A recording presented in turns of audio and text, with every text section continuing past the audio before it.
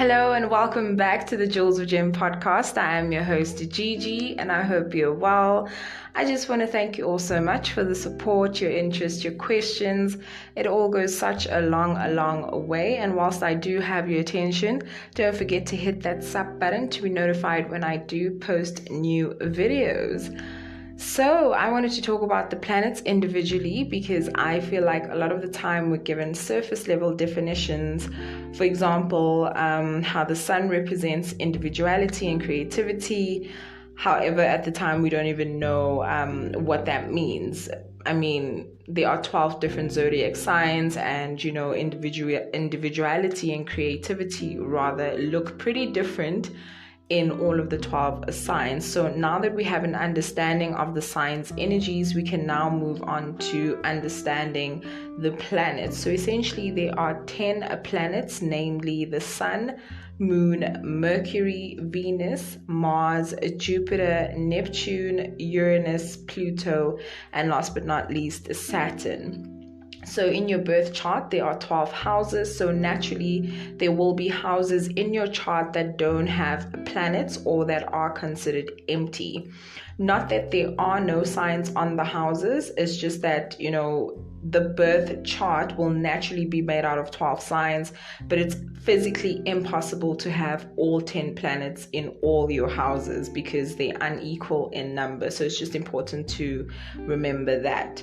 So in previous videos, we have covered the Sun, the Moon, Mercury, Venus, and now for Mars, which is the planet of passion and all things go. It's also considered a personal planet as well. It is the planet responsible for, a lot of things, which I will definitely try to break down. Mars, in my opinion, is actually quite powerful in our charts. And I think that Mars is actually a planet that shouldn't be overlooked. And unfortunately, a lot of the time it is. And I think even now that I'm talking about it, I am experiencing a bit of anxiety because I just don't want to miss anything or leave anything out. Essentially, Mars represents our passionate nature, our drive, how we express anger, aggression, our fighting spirit, whether we are fight or flight in emergency situations, how we move towards our goals, our sex drive, our wants, desires, and even the type of sex that we may like or even dabble in. Not only that, but also, our energy levels, how we express ourselves, and how assertive we are, our impulses, and the things that may even trigger that response, how instinctual and animalistic we are. It's just really a lot. And I think honestly, that is just me scratching the surface. So like I did say, Mars is powerful, and it is also the co-ruler of Scorpio. And sometimes, honestly, I do be feeling like Aries is just as powerful as Scorpio, where Aries would be obvious with how something makes them feel. Scorpio would much rather, hide it in most cases, as they don't really like looking weak to anyone. I mean, we all know Scorpios and, the Scorpio energy. Aries is also driven by emotion and passion, as is Scorpio. I just feel like the way that they go about things is just vastly different, of course, because these two signs in any case are in different elements. I mean, we're talking about fire and a water sign. Scorpio, in a nutshell, is powerful, but I think it's the subtle force that's only noticeable once the damage has been done. And then from that point onwards, there's kind of no turning back. The only way is just to go forward and to keep it moving. This sign is also co-ruled by Mars, in case I hadn't highlighted that enough already. And I basically say all that to say that Mars truly is a force to be reckoned with. Mars rules over Aries as well and is the first sign on the zodiac wheel.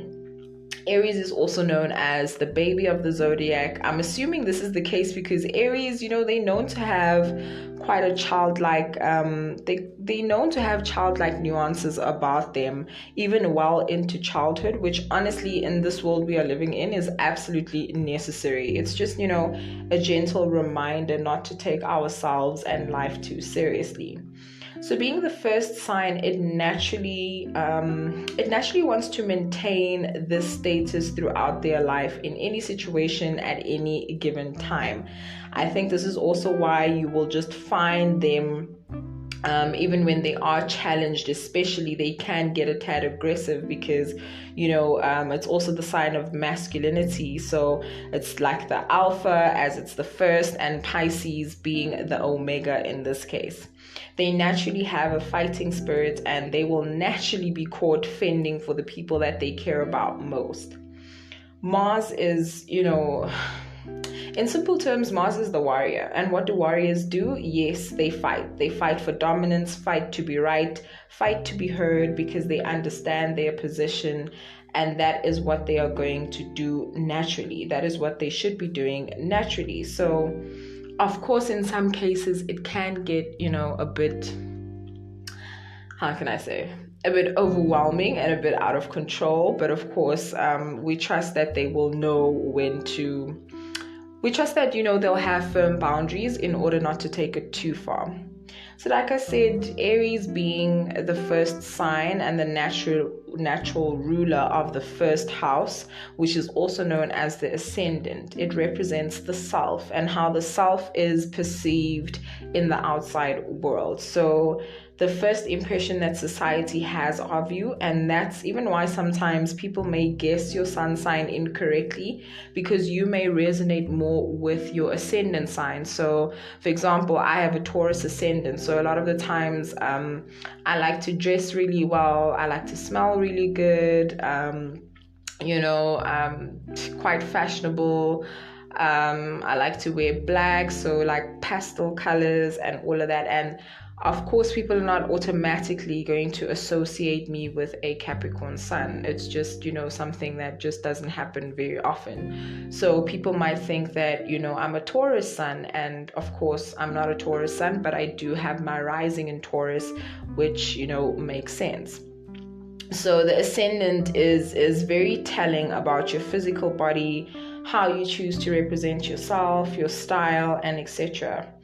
So, as I always say, aspects really do play a huge role here. And I think that also explains why people who have completely different sun signs and are in completely different elements. So for example, fire and earth, or fire and water, who seem incompatible to say the very least, actually end up working out, because the ascendants or the aspects within their synastry chart just work really, really well together.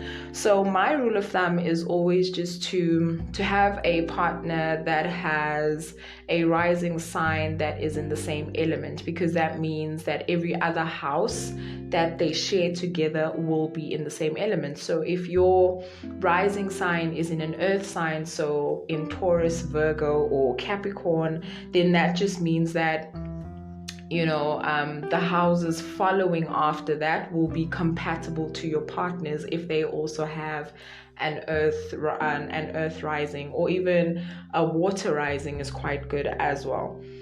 It's just a way of just balancing things out a little bit more, compared to a partner who's gonna have a rising sign in a fire sign and you have a rising sign in an earth sign. That already is just when you're looking at it on paper, it already looks like the couple is going to be incompatible. But of course, we need to look at aspects as well, because aspects are quite huge in determining the whole story. And aspects, to me, honestly, are very exciting to look at, because you can actually see the different ways that the partners or the people that are part of the chart actually trigger each other. So Mars, being associated with Pluto and Scorpio, we can also understand Mars a bit better. So Scorpio is naturally known for being the planet of sex. So of course, Mars has everything to do with how we like it in the bedroom. So for example, a Mars in a fire sign would be extremely passionate and almost be pressed to have that connection almost immediately and quite quickly. They may even have an incredibly high sex drive. They may want to express dominance, and they have to be physical with you. So they most probably might be very, very extremely affectionate. And a Mars in an earth sign may be more grounded and strong-willed, also known as stubborn. They may want to work, for the end result instead of it being a rushed process. So it's not going to be, so a little bit of hard to get here would actually really get their blood pumping. So if they've got a Capricorn, Taurus, or Virgo Mars, definitely make them work for it, because I think that would be a fun task for them. I think it would also ensure that the spark is kind of always there, that you're not always just willing and ready to give it up, because like I said, Mars represents our drive. Mars represents what actually gets us excited about life. So definitely do make them work for it. So here there would be a lot of foreplay and a lot of stimulation until the ultimate end result. Then you have the water sign, which is a little bit more sensual. Really and truly, they just need an emotional connection with a partner before they can really give it up. The way they even go about sex may be very passive aggressive. Like, I know I have a Cancer Mars. This is definitely me. I'm not really gonna be straight up about it. I'm probably just gonna, I'm gonna hint at it, so for example, since I'm a woman, I might just, brush my leg against my partner's legs just to kind of give them an indication that, yeah, I am so ready. And that for me is the initiation. That is me initiating very subtly that, I'm in the mood. So it could also be, if it's a guy, then they probably really be into having long intimate kisses, which eventually lead up to the main event. And last but not least, air signs. So Mars in an air sign would really be about being mentally stimulated for sure. I think you can do anything to them physically. However, you must just make sure that their head is where it's at, and unlock that before you can even get to the cookie jar or the prize, or to even unlock the next level. Because for them, it's all a game. It's like a game of maze, a game of words, naughty banter, and you kind of have to repeat that process, because to them it's a game. It's something that should be stimulating. It's the talking in between the sex. It's probably even the sex banter, taking place while you're still at work, before you get home and you're able to, undress each other. So it really is important to know what sign your Mars is in, so that you can get an idea of how you may actually like it in the bedroom, actually. Because a lot of the times you might find that your partner, has a Virgo Mars, and with a Virgo Mars, you need to be quite open and just into, the unconventional sex, if I can put it that way, because, Virgos are considered quite kinky, so you would need to have quite an open mind when it comes to sex. So Mars can, of course, be in any of the 12 houses, and where Mars is will tell you a bit about the manner in which this Martian energy wants to be expressed. So, for example, a Mars in the 3rd house would make you quite quick-witted. You'd probably be a tad abrasive, maybe even a bit upfront in your communication style. You may have a really vast knowledge and enjoy sharing this with other people around you. You may even have quite a strong will. You're like a truth seeker, truth speaker. You technically can seduce people with words, which also, is welcomed anyway, really. And I think Mars in the 12th house may lack the assertive nature of Mars, because 12th house essentially, it just lacks these boundaries in any case. So there are no barriers here. It's kind of like an anything goes type of energy. It's very free flowing. It's very they just the veil here is just very thin. There's just no telling where this energy can how this energy can be expressed, rather, I think, is what I'm actually trying to say here. Like I said, the veil is quite thin. I think people with a Mars in the 12th house, they may really exert their energy in spiritual pursuits, and also expressing their creativity. They may also really be into spending a lot of their time alone. They also might not even understand the things that make them angry. They might not even understand how they react when they are in situations that are supposed to make them angry, because it's hard for them to actually express this energy. Remember, in the 12th house, it's hidden from you. So even when they do get angry, they feel like they shouldn't be getting angry, because really this isn't something to be getting angry about. For them, it's kind of like, why am I even this upset? I shouldn't even be upset at this. Because they are so compassionate.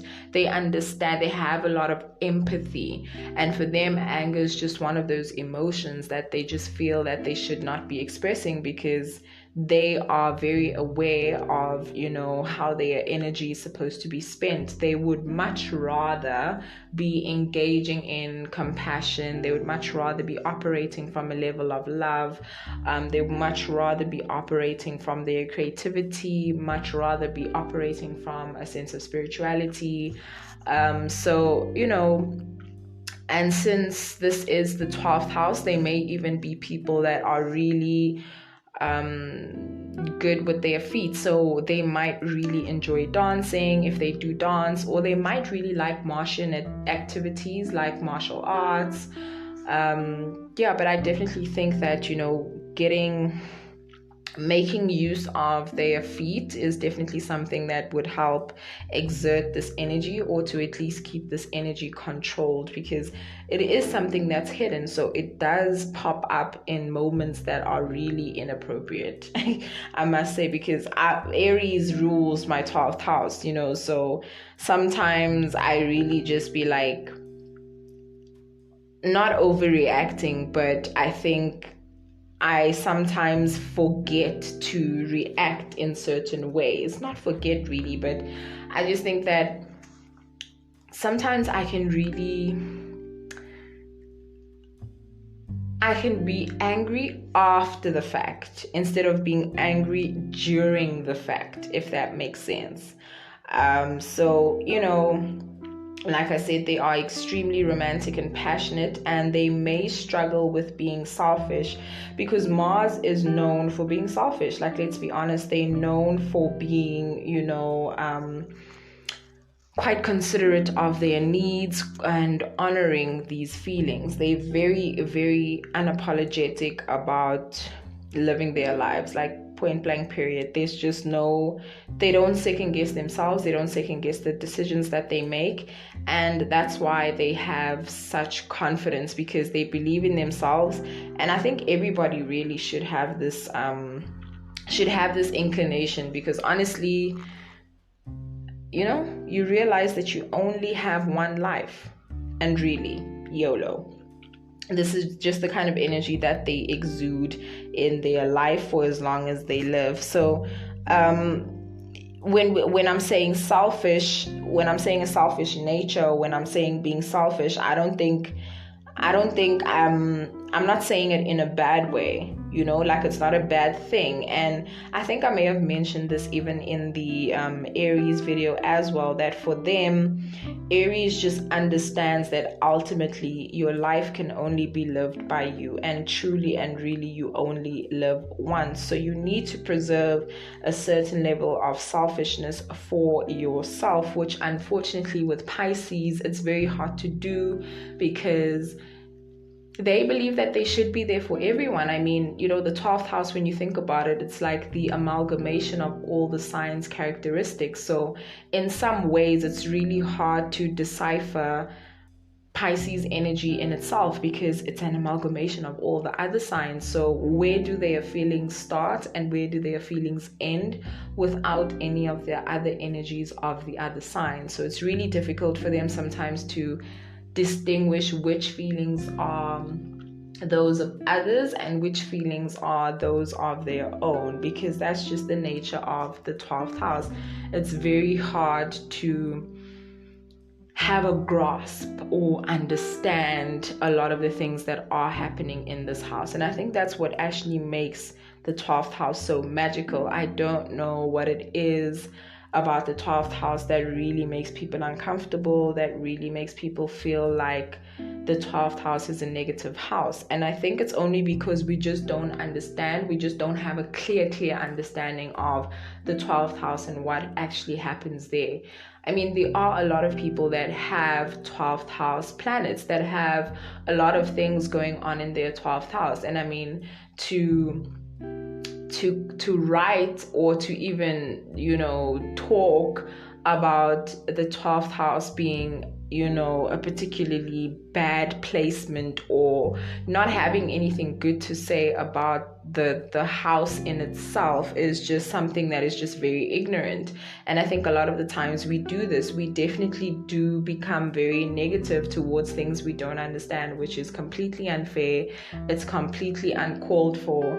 And I think we should definitely look into how the 12th house actually operates. We should look a bit deeper, because I think the 12th house has a lot to offer. And I just believe that it's one of those houses that is misunderstood, unfortunately. But I will be talking about Neptune, and I'm really excited about that.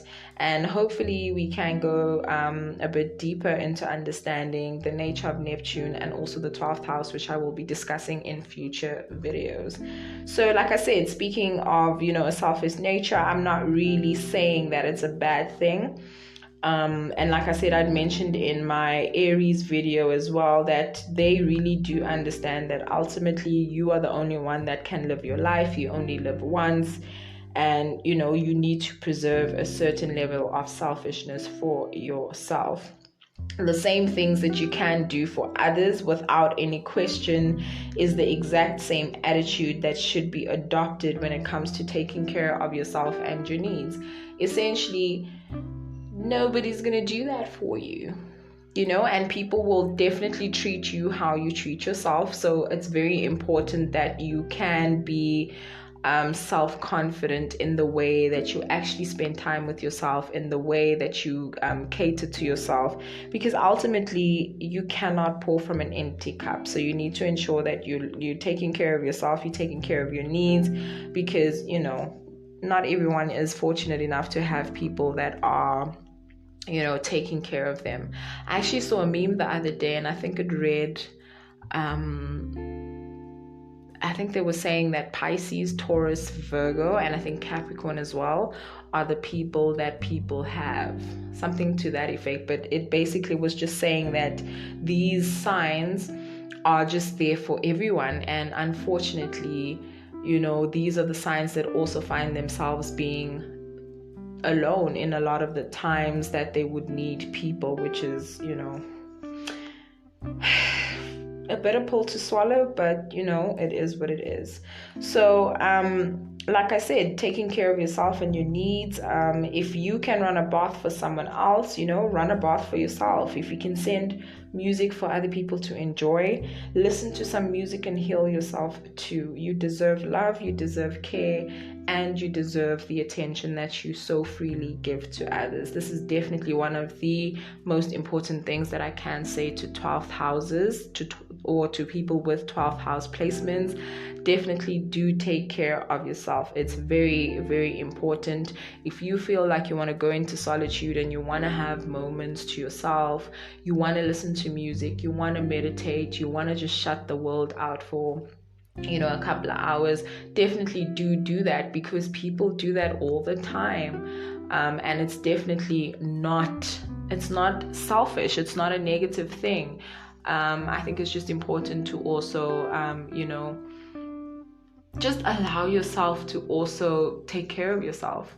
Allow yourself to be there for your own needs. Be true to yourself and honor your feelings and the way that you might feel. Just give yourself the opportunity to retreat when you feel you must retreat. Think of yourself as like a tortoise. A tortoise generally is slow in its nature, so it definitely does bring itself out of its shell, but sometimes it definitely needs to go back into its shell, kind of recuperate, get its energy back, and then it can ultimately deal with the world. Because I think I have actually mentioned this when I was talking about Pisces. Pisces is just an energy that just soaks up a lot of different things, a lot of different energies, and it can get very overwhelming. I mean, just imagine being a sponge and you literally can, if you're clairaudient, you can hear everything, you can hear everything that everyone else is thinking. You can just feel the energy that other people are projecting onto you. You literally, like, it's a lot. I have Venus in Pisces, so I definitely understand this energy. It can get a lot, so you definitely need to have moments where you just retreat and seclude yourself, and just have moments where you just alone and just think about your life and journal and listen to music and meditate and do all of those activities to get your power back from people. It's really, really important that you practice getting your power back from people, because a lot of the times with 12th house energy, or even with planets in the 12th house, your energy is lost to a lot of people. And like I said, you can't be pouring from an empty cup. This is very important for 12th house placements. Making sure that you are being poured into as well, as much as you are pouring out, because I can definitely believe it when I hear or I even see that 12th house energies are constantly pouring themselves into other people, because they have a natural ability to heal others. But that's definitely going to come in future videos when I do talk about Neptune, and I think I may have briefly talked about that in the Pisces video as well, so definitely do listen to that. Mars is also in the element of fire, and fire in spirituality represents light. Fire has been, the light in the dark, the reassurance and the promise of safety, as it tends to keep predators away. It's definitely protected us from the cold. Food is also put through heat, as is water, because water, is purified when it is put through heat as well, or boiled in any other means. So essentially, water is purified to make it safer to drink. Food is also put through heat so that it is safe to consume as well. So, in a way, one could say that fire signs just seek truth. They just want to be truth. They just want to speak truth. They just want to be truth tellers, because for them, this is how they are operating in their light and royally being true to themselves. Now, of course, Aries and Sagittarians, we do appreciate you, but please be a little bit more tactful when delivering the truth, please and thank you, because I think when it comes to Aries energy, they can be very brash and they can be very cutthroat. It's an energy that is just very quick, fast, and not much thought goes into what they are saying. It's like as soon as the thought is presented into their mind, it immediately comes out of their mouth. So they're not like a Libra, whereby they're gonna at least give themselves the opportunity to think about what they are actually about to say. It's more of a it is just literally going to shoot from their mind straight out their mouth, literally. And of course, we do know that, you know, some people don't really have the thickest skin. So a lot of the time they may get into disagreements or arguments with other people who may feel offended by the way that they speak to people, or even because they can come across aggressive, like I said. So it might seem like they're being very, very rude when delivering the truth, because like I always say, I always feel like you can present the truth in a way that is digestible and understandable to the other person, so that it does not seem like you are personally attacking the individual. Instead of saying, you really do have a cuck attitude, you could just say, sometimes you really can be harsh towards people, and people may receive you in a certain way. That's why sometimes when you're trying to talk about things, you don't really get the response that you were hoping for. So I think it's just one of those things that Aries or Martian people just need to learn, that take time to think about the things that you're saying. Take time to really be aware of what it is that you're saying to people, because I think also with the Aries nature, or with the Mars placement, it is very easy to